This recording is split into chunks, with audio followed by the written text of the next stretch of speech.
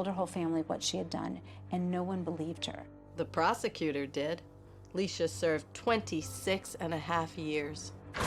And when men experience violence, they experience violence most often from someone who is their enemy, or they view as their enemy at war, in rival gangs, and those sorts of, bar fights, whatever. Those are the most typical experiences of violence for men.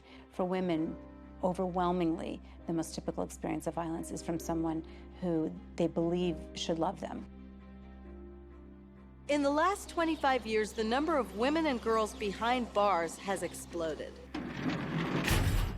We have something like 35% of all the female prisoners in the world. My area of expertise is called gender crime and justice. And I say to my students, I have to tell you that for this entire semester, you will have no good news. There is no good news for women, and we're being arrested at greater rates than we used to be arrested for. Girls are getting arrested at 2 to 5 times the rate of increase that boys are. Women inmates in the Tutwiler Maximum Security Facility say they lived in fear for their safety at the hands of guards who forced them to engage in sex acts. At no time was I ever sentenced to be raped, assaulted, brutalized, and tortured. Forced into sterilization. That's what former inmates and prison rights advocates say happened at 2 California women's prisons. They took part of my womanhood. I was really messed up for a while. And in the halls, if a girl is pregnant and about to give birth, she has to be removed for an external hospital, and her baby will be left in a nursery alone waiting for somebody to pick him or her up. He pulled a gun out and he held it to my throat and he told me that I was going to die that day. And I believed him because that was the first time that he had ever pulled a gun on me. You know, you get to the point to where another beating is going to be okay. The bruises will heal, you know.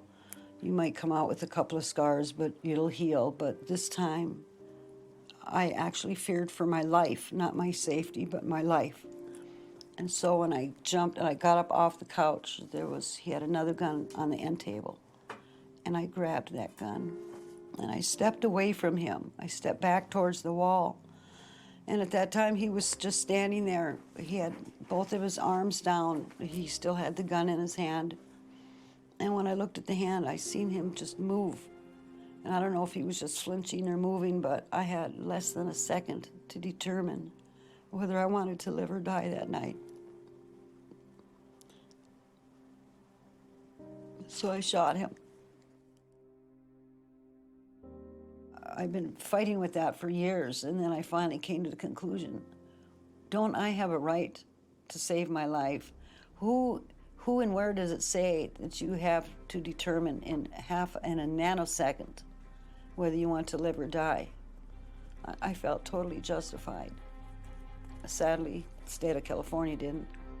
Crystal's court-appointed attorney broke the bad news. He says it's a classic case of self-defense, but I'm going to tell you this right now.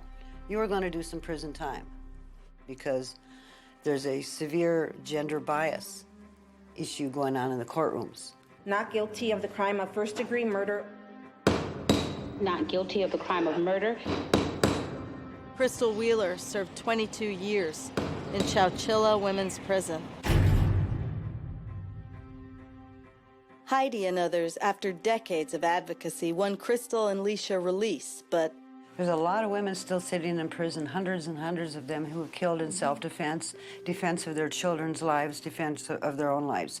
They're sitting up there rotting. Nothing has really changed, even though there's supposed to be so much more education on intimate partner battering. There really isn't. You know, every once in a while something will come up in the forefront. Oh, it's the big subject of the day, and then it dies down for another year. But while that's happening, women are still being processed through and sent to prison for life. So if there was, because I guarantee you, if a man killed somebody in self-defense, he's a hero. You killed that piece of crap from the neighborhood that we all had problems with. George Zimmerman never denied shooting dead an unarmed Trayvon Martin. He wasn't arrested. He wasn't charged. He wasn't put into the criminal justice system until there was an uproar.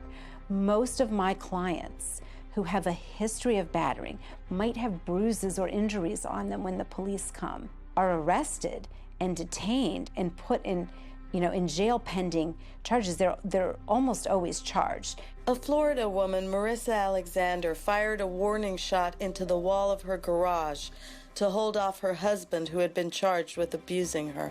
She was prosecuted by the same office that handled Zimmerman. 20 years, she didn't even shoot him. That is gender discrimination at its rawest.